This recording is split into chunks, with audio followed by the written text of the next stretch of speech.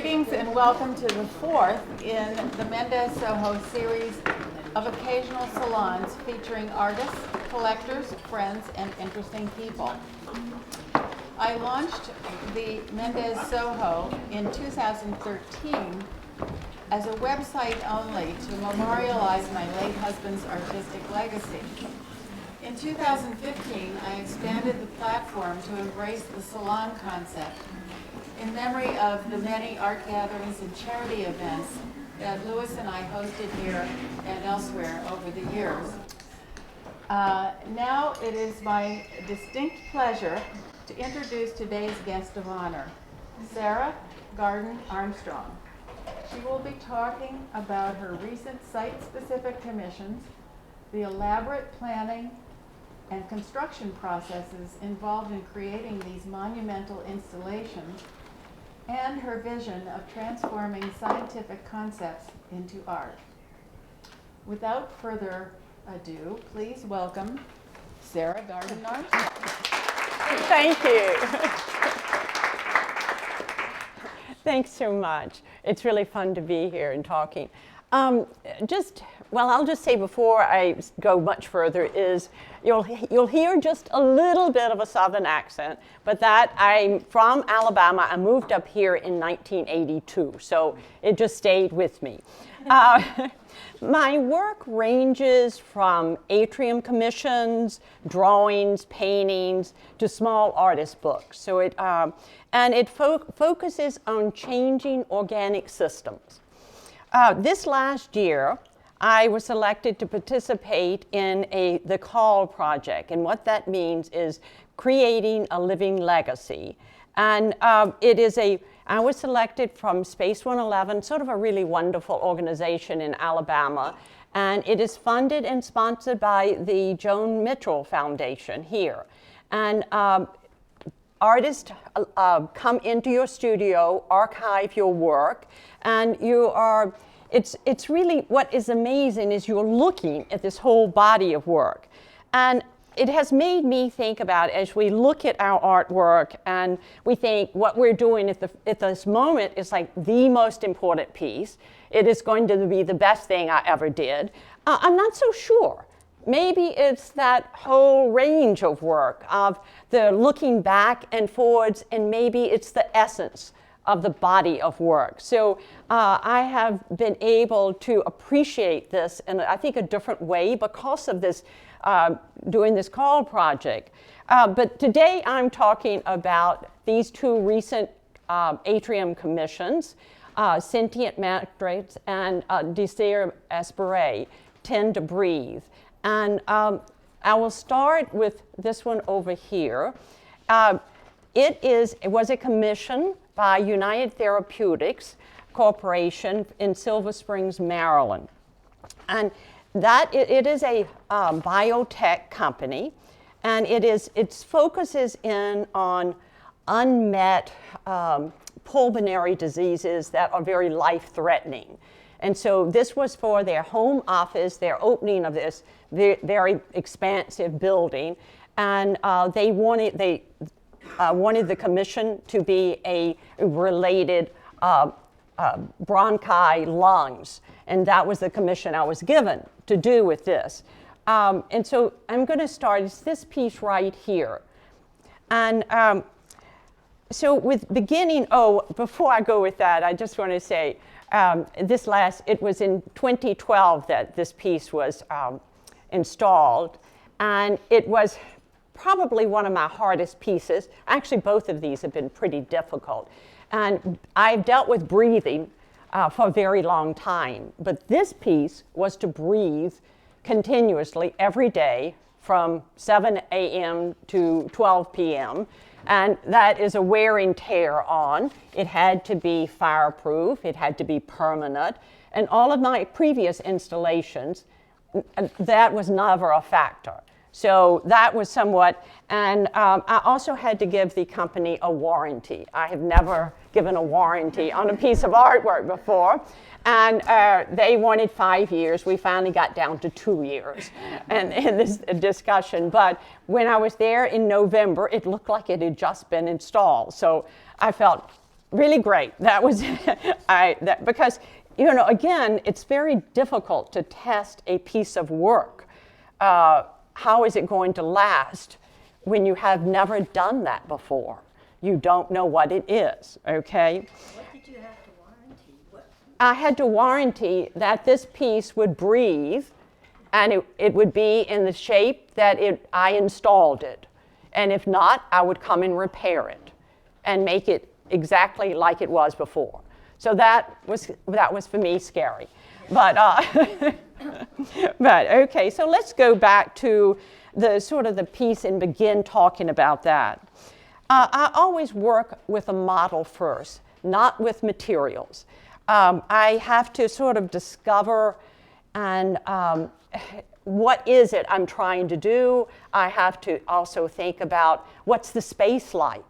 How is my work going to fit in? What am I trying to say? So the model is a place for me to sort of explore. Now, before I go any further, I should also say both of these pieces were based on science. And so I had to take a piece of a science concept and also translate it into art. But it always referenced the science. I do not really have a science background, but I have always loved science. And my work has always been very organic and relating to it. So I never thought about not translating a science concept. You just move on with the problem, okay? So with this, I built a model, and I ended up having, because this piece here is 40 feet long, and I always work an inch to the foot, because in that way I can build from a model that's this size. I can blow it up to the size that it should be. And it's been an easy way for me to work for many years. But with this, I had to just build a certain area and use my studio for the sight lines, because it goes a lot more distance from here there. Okay, so with that, the process I do is always research the model, and then I go from there trying to get the parts and understanding what all of these what the materials are going to be. So eventually what I did with this, I'm first building the model. I'm treating these shapes. I'm not really dealing with the breathing. That is, for me, comes later. But I am treating it with this forms moving through the space. And then, and it is also a very much of a discovery as I go along. As you solve one problem, you go to the next problem. And it sort of leads you on. And with this, I used finally it had to use a stretch fabric that was a theater, because with theater, everything has to be fireproof. And I must say with this piece, it was a very tight schedule. It was, they wanted it before it was built, so it was for the opening of this building. And so this piece, when you notice over here, it was actually built in an apartment space. I tried to look for space. There was no time. It was built in I had more time ahead of, but when we signed the contract in December, it was installed the end of March. So that was that was tight. This one took a year and a half. So but you do what you need. So it was just, that's the way it was. So the apartment furniture was moved out down to the neighbors, and every space was used. You would get up in the morning out of the bed, and phone call goes there, and we actually have Sonia, who is an assistant with me, then an artist, is right here, and you can see her pictures in there. But let me keep going with that. Okay, so the model was done with a very light color, and you can see in here, it was in here. This was the model, and what was the color going to be? You know, and you're constantly trying to think as every minute you're trying to think. And I'm on the subway, I live in Queens, so everybody looks different. And I'm thinking, I'm having my iPhone in my hands, and all of a sudden I realize we'll do all of our hands. So my team was, Sonia was from Taiwan, another artist was from Hong Kong, the seamstress was from Ecuador, and an engineer from Queens, and and a Peruvian. So we just, we photograph hands. So it was the colors of skins were on the outside of here is what this is right here. I'll try not to trip. So that was, again, I try to layer as the work goes on. It sort of continues to get layered with thoughts about, and try to make it a richer piece. Okay, so the interior bags, and you can see this bag right here. Those were made out of ripstop nylon. Those were the bags, the breathing. And at first they were on the exterior, then the interior. And eventually, I have a painting background.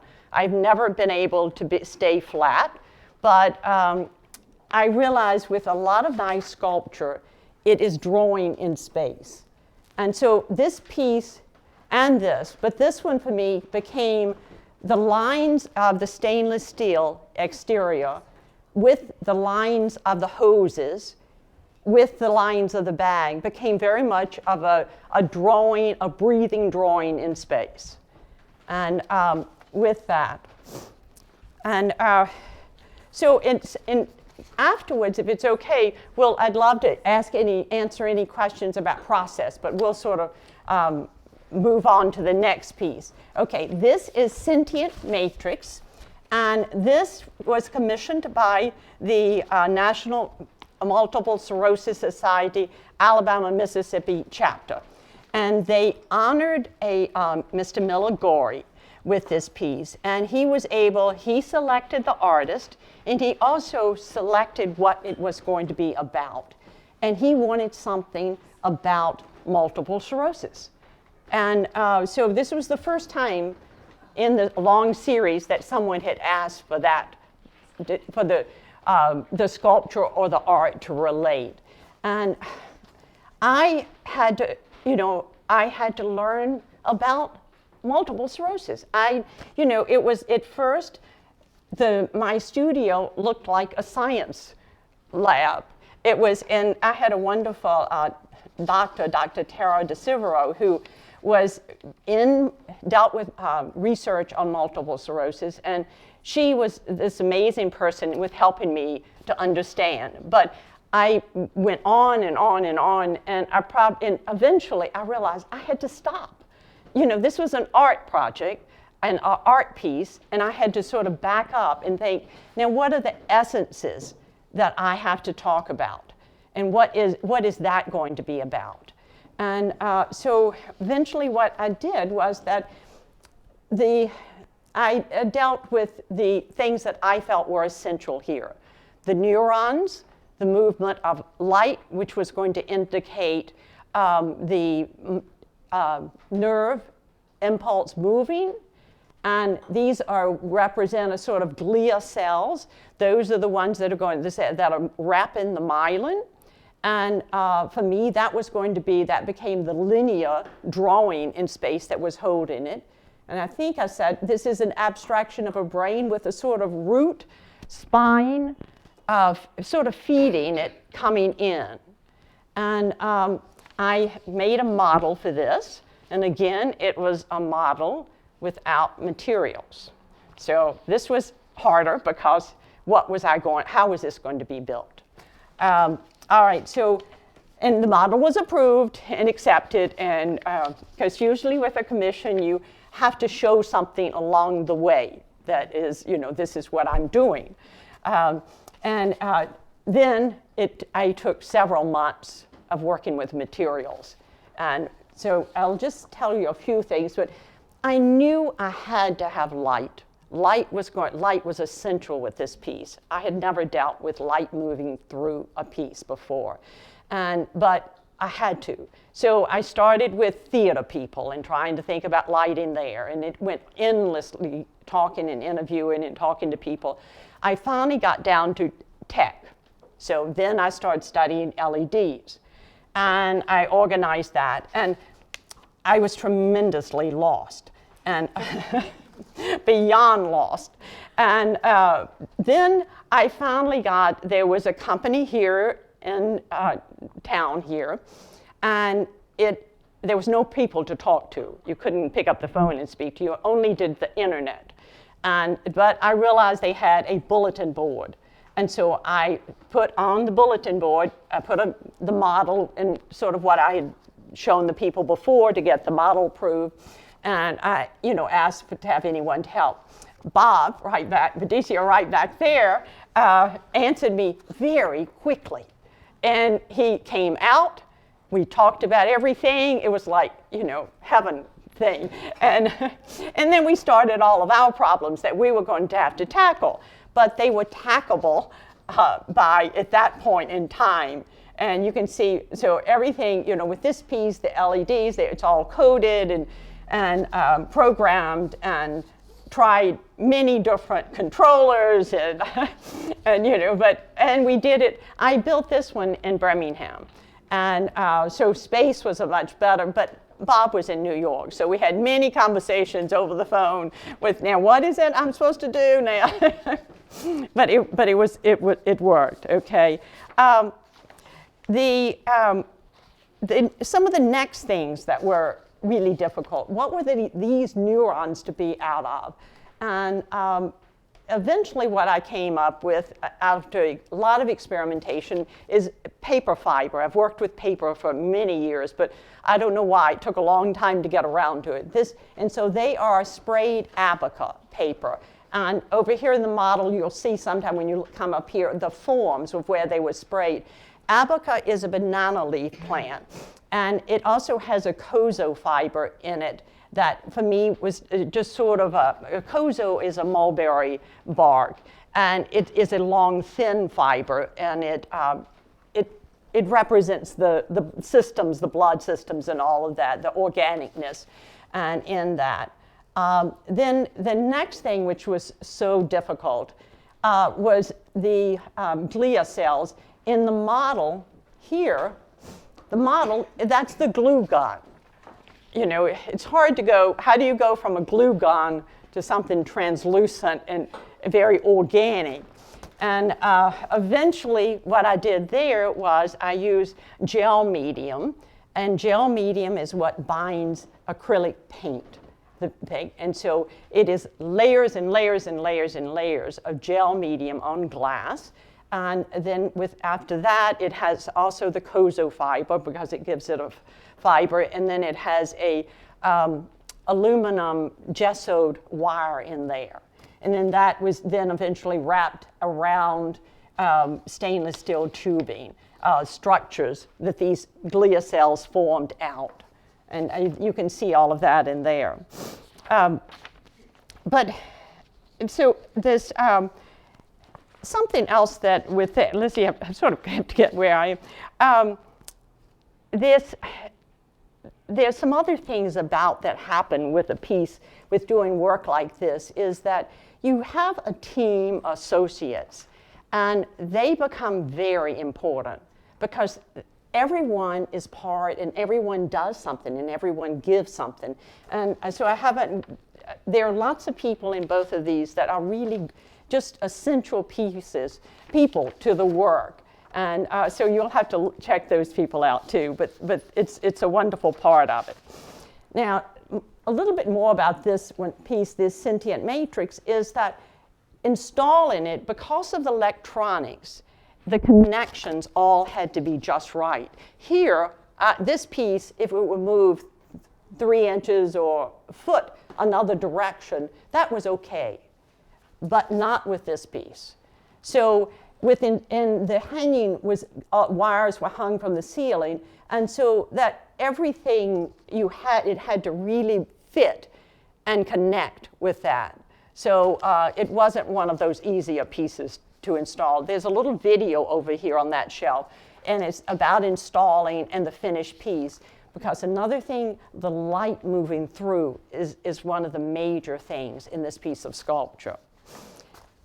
Something else that, so after I've installed this piece, I have a beater. Oh, I forgot to mention that with this, there was I had to have a lot of pulp. So I ended up getting a beater for the fiber, from a beater from New Zealand. So, you have to figure these things out. So it's just endless things to get solved and do, which is actually wonderful. So now I have a beater, I have lots of pulp, I have lots of pigments for pulp, and so that pretty much led to, Shannon, will you just pick over there and hold right there, that piece there, and just hold that out. So I've been doing now a lot of these sort of pigmented paper fiber canvases. And for me, what they're doing is they are layered. They sort of have a history, a present and past. They are layers of skin, they're layers of earth, and they're called Layered Earth series. And they sort of make this looking back and forward, which I'm very much involved with, as an extension of all these things that have happened. And I thought, Neil, are there some questions? Tell us what a beater is. Oh, okay. With making paper, you have to get the fibers all broken down so that they're thin, floating fibers. How do they start out? Oh, so they can start out in many different ways. You can take a piece of jeans, or you could take those pants right there and cut them in little pieces, and cut it in little pieces and put it in the beater to get that fiber broken down. The abaca paper that comes in sheets, and I tear it up, so that's a much easier one. The kozo is long and stringy, and I was using it for that. My beater is not as good as what you would say a Holland beater is, but it works. So this is a big machine? Well, mine's not so big, but it's about like this. And it has water. You've got to have a lot of water with it. And you have something that's turning with blades on it. And so so the blades are going to cut it as it keeps turning. And you run it as many hours as you need to for whatever type of consistency or translucency that you want to get with that paper. So did you mix the fiber, the long fiber from the bananas with the other, and then make your paper so that it had that? What I did with this one is I just used the abaca. Then the long fibers, when it was being sprayed, like this is what we're doing right here, is we're picking off those long fibers and patting them in, and another coat of that sprayed, because then you could see some of, over here, you can see some of that when the light goes through it. Yeah. Again, for me, organic, with that. So is there How much does that piece weigh? This is very, very light. They were very concerned about the weight, and I can't remember it, but it is extremely light. So it wasn't that difficult to secure? No, but actually, because above this ceiling, there are 500 feet of cable. And because everyone, there weren't a lot of hooks, and we had to go up into that ceiling and hook around, and then coming down from right here, then a cable came down. So, and it's very thin cable, but it is cable. You always hang with cable. Yes? How do you find commissions, and do you ever turn down ones because you feel it's not a match between you and the organization commission? I've never turned down anything. And I think it's difficult to find them. I've had other atrium commissions. There's a little booklet, and I was going to say there's some catalogs. And there's a catalog that was done for the Deseum Esprit, and then there's a little booklet that combines both of them. And I did that to sort of get more information out about both of these commissions. And Yeah. One more question. How do you transport something like that from where you make it to the place it's going to be installed? This was very close. This was, I was, a mile away because Is there worried about damaging them in transmission or not? No, well this, I brought into the neurology Civitan building, I brought bags of these pieces. And these were a little harder, but they could go in a truck. This piece over here, it came from New York down to Silver Springs, Maryland, and since there was not much space to pack it, you can see here on the street, the boxes are being made. So, yeah, and then it went into a U-Haul truck. Yeah, but, yeah. We're New Yorkers. Do what you got to do, right? Yeah, you just figure it out. Is there any more questions? Okay. On the breathing one, do each cell have a So, inflatable interior? so what the way I've done with breathing is I'm using squirrel cage blowers, and they're two together, and one is blowing out while the other one is sucking the air from in here to the other one. And then it goes the other way. So this is always in pairs. And the machine that was constructed for this piece, which is this right here, it's up. And here you can see here in this photograph here, that is the blower, the hoses. And then this is what they look like on the other side. These have a very small stainless steel tube in them so that, again, they could form this drawing out in space. I mean, they're just limp hoses. So those like Dryer hoses. vents, but Dryer. the actual air was going in a sleeve to it. Does it have No. sound? It does have sound, but with this piece, because the blower is in the back, it doesn't. I have other pieces and the sound, and I have played with the sound, and I've actually played with digitizing the sound and re-putting that back out. But this one, because it had to be behind, it doesn't have that. Okay. Thank you all so much. Thank you. Good, good.